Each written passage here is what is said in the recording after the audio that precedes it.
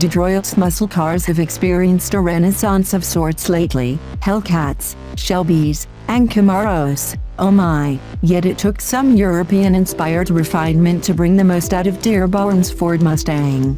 Heavily updated for 2015, which included the mainstream model's first ever independent rear suspension, the latest Mustang GT snagged a 10 Best Cars award upon its debut and then Best of the Dodge Challenger RT Scat Pack and previous gen Chevrolet Camaro SS1 in its first comparison test. Now we welcome this sinister-looking 2016 GT Coupe into our paddock for a 40,000-mile shakedown. The latest Mustang is an altogether more sophisticated thing than its predecessors, which is key for its new global mission. The ride is more comfortable and composed with the multi-link rear suspension, which itself dictated a new tuning approach for the front strut setup. And the interior is more insulated and better turned out, even if the fast rear glass means backseat occupants will need to remove their heads before entering. Additional electronic aids, including adaptive cruise control and blind spot warning, are now available, as is a 2.3-liter EcoBoost turbocharged 4-cylinder. The car's proportions are softer and more flowing than before, and the styling adopts much of Ford's corporate look while still recalling Mustang's past. Updates for 2016 are limited to the addition of Ford's much improved Sync 3 infotainment tech on premium models, along with secondary, and nearly invisible, turn signals integrated into the GT's hood vents.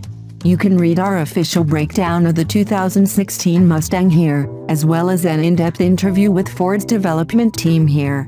But the most important thing about our test car is what makes it a GT, the 5.0-liter Coyote V8, which develops a throaty 435 horsepower and 400 lb-ft of torque, up from the previous generation GT's 420 and 390.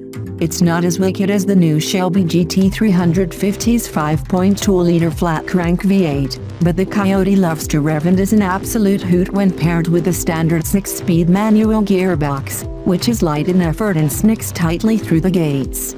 Performance figures from our test car's initial visit to the track, after its break-in period, were strong and slightly quicker than our long-term 2013 Mustang GTs, with a 0 to 60 mph time of 4.3 seconds and a quarter-mile pass of 12.9 at 112 miles per hour. While base GT fastback start at $33,295, our premium coupe in shadow black stickered at $37,295 before options and features a host of trim and equipment upgrades, brighter interior accents, dual-zone automatic climate control, heated and cooled leather front seats, a 9-speaker stereo, selectable driving modes, ambient lighting, aluminum pedals, illuminated sill plates, heated exterior mirrors with integrated turn signals and pony pedal lights, a painted rear diffuser, and unique 19 and 20-inch wheel options. That's on top of the Mustang's standard automatic HID headlights, sequential LED taillights, 8 airbags, and the GT's track apps and line lock burnout software. Also available on premium versions is an upgraded shaker audio system, voice-activated navigation, and the aforementioned driver aids. We passed on all of that but did opt for the $1,595 black leather Recaro sport seats, which are snug-fitting and lack the heating and cooling of the standard chairs. They also provide the driver with the necessary support to exploit our car's other option, the $2,495 GT Performance Package. That bundles larger, 6-piston Brembo front brakes, a 3.73:1 rear axle ratio with a Torsen limited slip differential, a stiffer suspension setup, a larger radiator, chassis and strut tower braces, unique tuning for the electrically assisted steering and stability control, and black painted 19-inch wheels with Pirelli P0 summer tires, sized 255/40 in front and 275/40 at the rear. The bottom line, $41,290 to the limit. Our GT does have a moderate sense of understeering corners, what with 54% of its 3,782 pounds residing over the front axle. But that can be easily corrected with a stab of the throttle.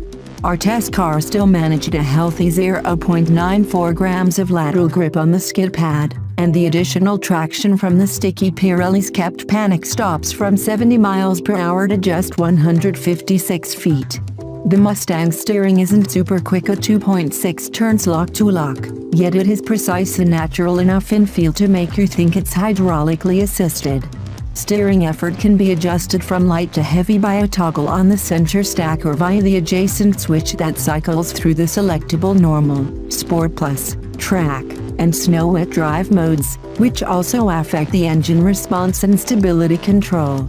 With less than 2,500 miles on the odometer, we're still getting used to our long-termer and have yet to take it any distance from home. And the mileage accumulation definitely will take a hit soon as the Michigan winter begins in earnest. To prepare, we've put the Mustang on a set of Bridgestone Blizzak LM32 winter tires. We have yet to encounter any technical or service issues with the car, but there have been a few complaints about the limited range, 260 miles, from the smallish 16-gallon fuel tank, and our test cars observed 16 miles per gallon in the real world, well below the EPA's combined rating of 19 miles per gallon. The other gripe concerns the latest GT's muffled exhaust note, which lends it a more civilized attitude at the expense of some of its rowdy character. It still has a pleasant growl, but this is a muscle car with a great V8 engine, and it deserves to be heard. You likely can plan on us asking for a Ford Performance exhaust, or a set of exhaust cutouts like those on the old Boss 302, for the holidays.